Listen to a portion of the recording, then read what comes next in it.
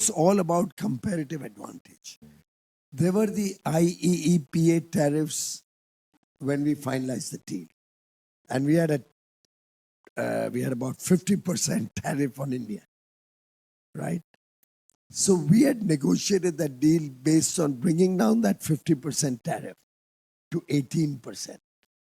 And the whole deal was centered around that competitive advantage that we got with 18% over our neighbors and other competing countries. And until the framework of getting that competitive advantage can be finalized, we can't enter into force a US deal. How the United States will find the appropriate tools and legal backing to give us that competitive advantage over our competition.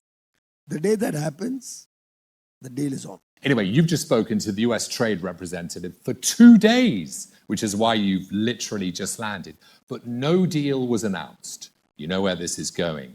Tariffs expire on July the 24th. What happens between now and then? Are you going to give me a deal? Give me some breaking news? So by the way, our deal was done on 6th of February. Right. So I don't think that there's any doubt in anybody's mind. It's been confirmed both by the United States and by India. The broad contours were all fixed up at that time. Our teams are working since then to finalize the fine print. And there's always a little give and take. We were on the phone lines with the UK until a few hours before we finally announced entry into force. This is a very routine. We're close, are we? I mean, how close are we? We're very close. Yeah. If I remember correctly, the US ambassador said 99% complete. Days? Weeks? No, that's done. You're talking in the past tense. You're talking about but what the days final dot, the final T and the final I. I think most people in this room, as I see a lot of business persons, realize that a free trade agreement is basically about getting a comparative advantage over your competitors for market access. That's how I would look at describing a free trade deal. So if in the Indian market, if China has to send some goods and has to pay a 20% duty, and if you have to send goods from UK after the CETA, and you'll pay anything less than 20%. Maybe China is a bad example. Let's say if, if Israel has to send some goods at 20% and you have to want market access there. Until you get anything less than 20%, it's not good for you. And if you get anything less than 20% in a highly competitive world where costs are by and large controlled by everybody at high efficiency levels, you have an additional chance of being able to do business with India.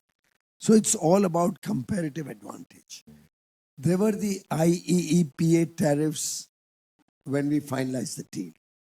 And we had about 50% tariff on India, right?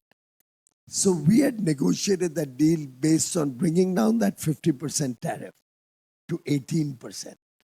And the whole deal was centered around that competitive advantage that we got with 18% over our neighbors and other competing countries. So we were lower than all our neighboring countries, lower than all the ASEAN countries other than Singapore. And that is why the deal was attractive for us. With the Supreme Court striking down the tariffs, and now with the 10% which expires on 24th July, we obviously have to have some reason to be able to enter into force that agreement that we have already agreed upon.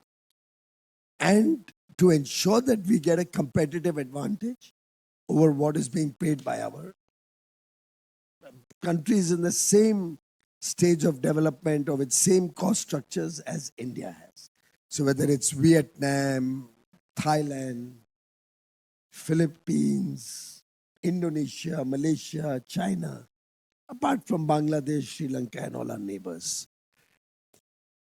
And until the framework of getting that competitive advantage can be finalized, we can't enter into force a US deal.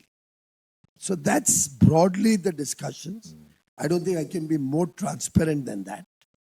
That's broadly the discussions on how the United States will find the appropriate tools and legal backing to give us that competitive advantage over our competition.